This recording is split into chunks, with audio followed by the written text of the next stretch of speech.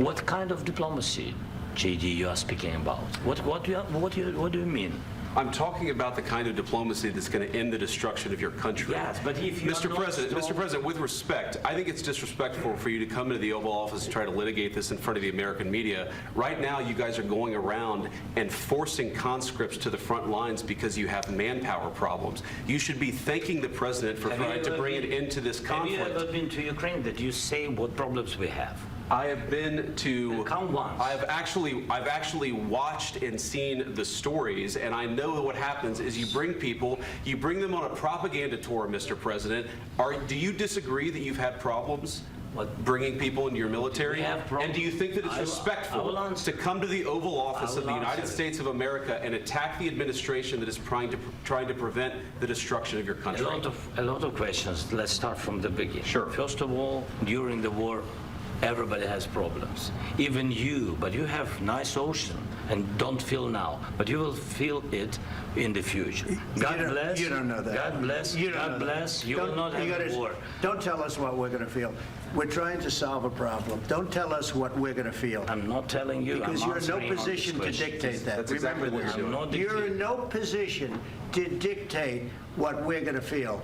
We're going to feel very good. You will feel influence. We're going to feel very good and very strong. You will feel influence. You're right now not in a very good position. You've allowed yourself to be in a very bad position, and he happens to be right about it. From the very beginning of the war. You're not in a good position. You don't have the cards right now. With us, you start having cards. Right now, you don't. You're playing cards. You're playing cards. You're gambling with the lives of millions of people. You're gambling with World War III. You're gambling with World War III. And what you're doing is very disrespectful to the country, this country, that's backed you far more than a lot of people said they should have. Have you said thank you once? This entire meeting? No, in this entire meeting, have you said thank you? Today. You went to Pennsylvania and campaigned for the opposition in October. Offer some words of appreciation for the United States of America and the president who's trying to save your country. Please, you think that if you will speak very loudly about the war, He's not speaking loudly. He's not speaking loudly. Your country's in big trouble. Can I Wait a minute. No, you've done a lot of talking. Your country is in big trouble. I know. You're not winning. You're not winning this. You have a damn good chance of coming out okay because of us. Mr. President, we are staying in our country, staying strong from the very beginning of the war. We've been alone, and we are thankful. I said thanks you haven't in been this alone. cabinet. You haven't been alone. In this cabinet. We gave you, through this stupid president, $350 billion. We gave you military equipment, and your men are brave, but they had to use our military. What about if you didn't have our military equipment, if you didn't have our military equipment, this war would have been over in 2 weeks. In 3 days. I heard it from Putin. In 3 days. This is something maybe new. Less. In 2 weeks. Of course, yes. It's going to be a very hard thing to do business like this. Again, I tell you. just say thank you. I said a lot of times to American people. Accept that there are disagreements, and let's go litigate those disagreements rather than trying to fight it out in the American media when you're wrong. We know that you're wrong. But you see, I think it's good for the American people to see what's going on. I understand, sir. I think it's very important. That's why I kept this going so long. You have to be thankful. You don't have the cards. You're buried there. Your people are dying. You're running low on soldiers. Listen, you're running low on soldiers. It would be a damn good thing. And then you tell us, I don't want a ceasefire. I don't want a ceasefire. I want to go, and I want this. Look.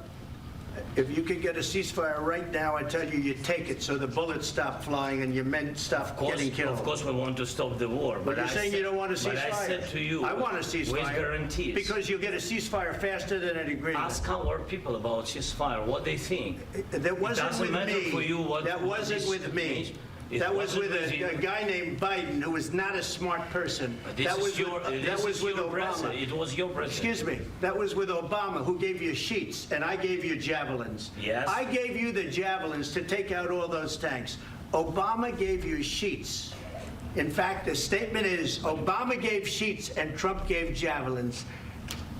You got to be more thankful, because let me tell you, you don't have the cards. With us, you have the cards. But without us, you don't have any cards. One more question to Mr. Vice President. I'm sorry.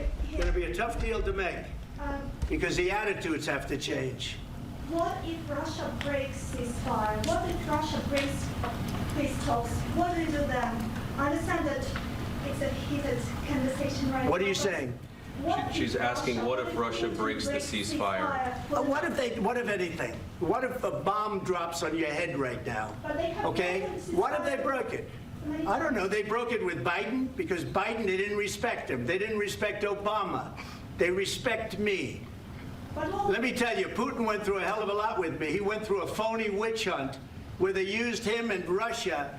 Russia. You ever hear of that deal? That was a phony Hunter Biden, Joe Biden scam. Hillary Clinton, Shifty Adam Schiff. It was a Democrat scam. And he had to go through that. And he did go through it. We didn't end up in a war.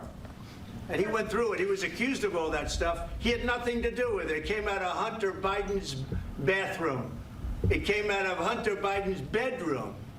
It was disgusting. And then they said, oh, the laptop from hell was made by Russia. The 51 agents. The whole thing was a scam. And he had to put up with that. He was being accused of all that stuff. All I can say is this. He might have broken deals with Obama and Bush, and he might have broken them with Biden. He did, maybe. Maybe he didn't. I don't know what happened. But he didn't break them with me. He wants to make a deal. I don't know if you can make a deal. The problem is, I've empowered you to be a tough guy. And I don't think you'd be a tough guy without the United States. And your people are very brave. But you're either going to make a deal or we're out. And if we're out, you'll fight it out. I don't think it's going to be pretty, but you'll fight it out. But you don't have the cards. But once we sign that deal, you're in a much better position. But you're not acting at all thankful. And that's not a nice thing. I'll be honest, that's not a nice thing. All right, I think we've seen enough. What do you think? Huh? This is going to be great television, I will say that. All right. We'll see what we can do about putting it together. Thanks.